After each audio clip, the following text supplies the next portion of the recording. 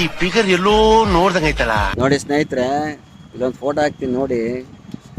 ಹಣ ಆಸ್ತಿಗೋಸ್ಕರ ಏನೇನೆಲ್ಲ ನಡೀತದೆ ಪ್ರಪಂಚದಲ್ಲಿ ಅಂತಂದರೆ, 69 ವರ್ಷದ ವಯಸ್ಸಿನ ವೃದ್ಧನಿಗೆ ಸುಮಾರು ಒಂದು 20 ವರ್ಷ ಇರ್ಬೋದು ಹುಡುಗಿ ಮದುವೆ.